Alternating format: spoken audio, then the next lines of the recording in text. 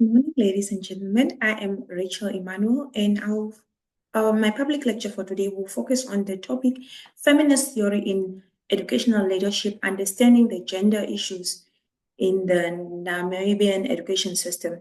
Now, I am very glad that we get to present on this topic because this is one of the topics that is playing a personal and also a very important role into the future of our education system.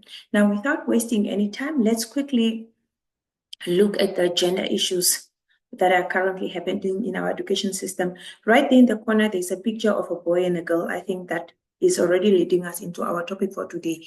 Now, quickly, as we move on to our slide here, we are looking at definition. What is feminist theory? It says, according to Zimba and many other authors, feminist theory looks at the unfair differences between men and women in our society. It tries to understand why does it exist and what are the causes of it. In Namibia, this theory is very important, especially when it comes to the boy child, because they always tend to be left behind. And left behind in a sense that they even end up dropping out of school and also getting involved rather in activities or behaviors that are not good for them. Now, here is just a diagram that shows the amount of activities, physical activities that are bad. You can see 22% of boys are the ones involved in it and 18% of girls. Now, let's quickly move on.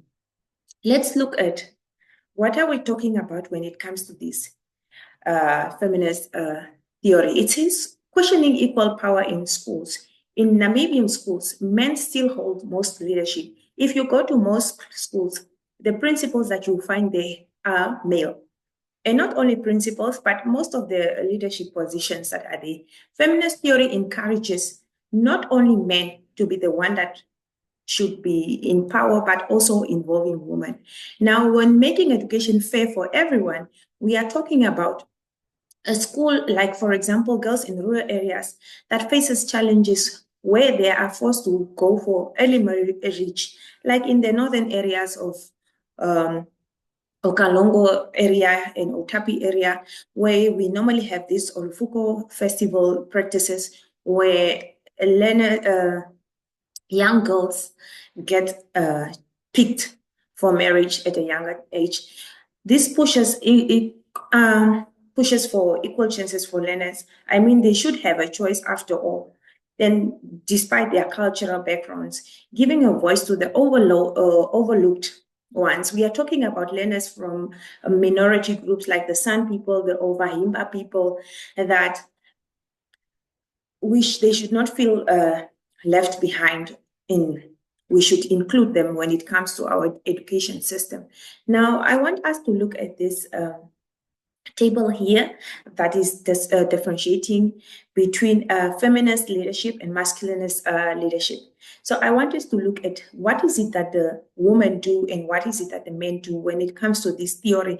It says when it comes to power, women are always sharing their work together.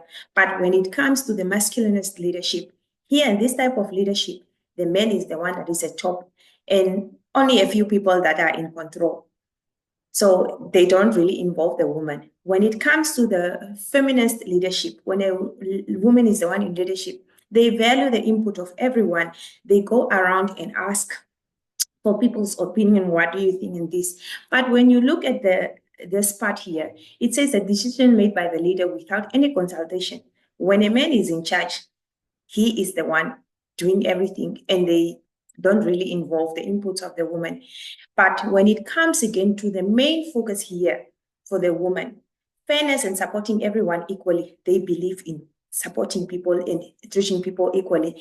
But when it's men, they believe that things get done quickly when they are the ones in charge without the woman. Then again, it comes to here where it says breaks down all gender roles.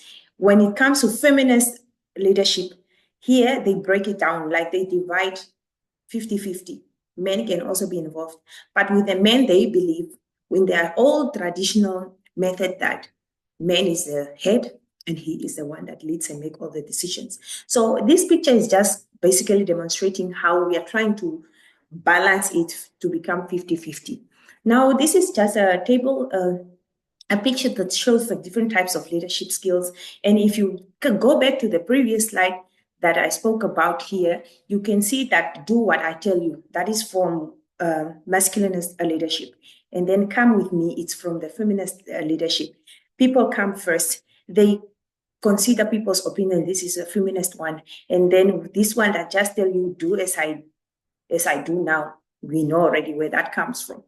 Now, let's move on to our next slide, which is talking about the boy child in the Namibian education system. What is it that we are saying?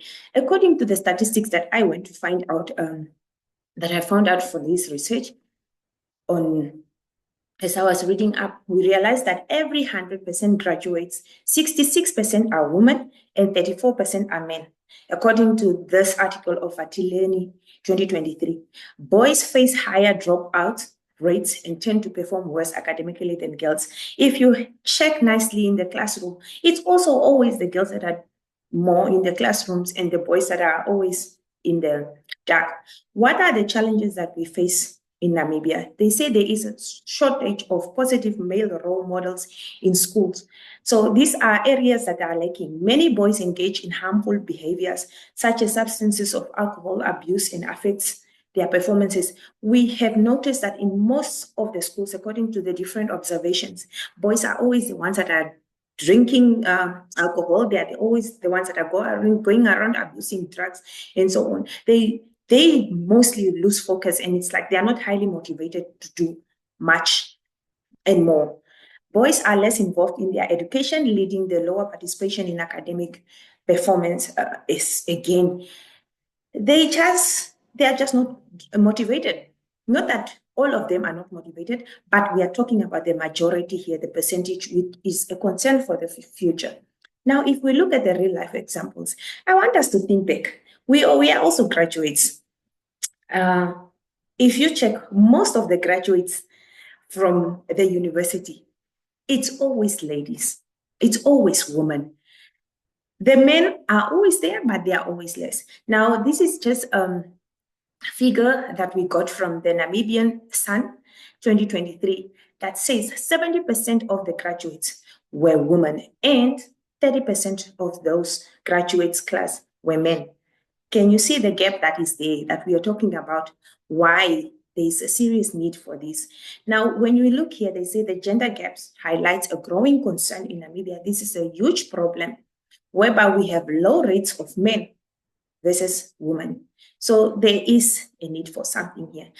Here on this side here, it's just a picture to show you. I shrinked it in because I didn't want to show the faces of all the graduates there because I didn't get permission. But in that picture, we only have 3 boys or 3 men that are graduating, and the others, it's ladies, so that says it all. But we can also reflect back. I mean, how many women versus men have you graduated with? Now, let's move on to our next slide. This is the recommendations. What is it that needs to be done? As much as we have awarenesses and stuff, I believe there's a need for more mentorship programs for boys, where they come up with initiatives that can connect boys with positive role models. They need to be highly motivated. They need to sit with the elderly men in positions, in leadership positions that can inspire them so that they can get this support to enhance their personal development. And this again is from the Sun. Promote gender responsive teaching practices. We say train educators to address this type of learning needs for the boys.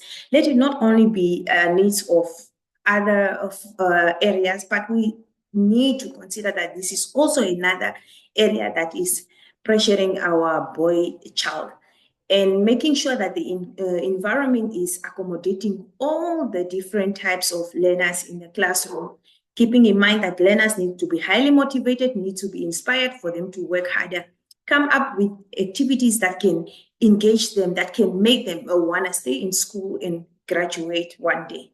Now, Here at the part, we have our conclusion. What do we say? When it comes to this feminist theory, it helps us better understand and make sure to look at when it comes to these issues, we are able now to see the gap that is between the boy child and the girl child, and reminding us that the importance of inclusive education that supports both and girls is fairly needed for our country. And this leaves us with a quote that says, true educational leadership lifts up every child regardless of the gender. I repeat, true educational leadership uplifts every child regardless of gender. When it comes to education, when it comes to inspiring a child, when it comes to motivating a child, you don't have to look at what gender type they are. What's important is that they are all human in the end. They need to be treated fairly, irrespective of their background, circumstances, irrespective of their tribes, irrespective of who they are as a person. Our focus point is to make sure that every Namibian child gets to flourish one day and have a better future. This is the end of our presentation. Ladies and gentlemen, these are our references. Thank you for having me. Have a good day.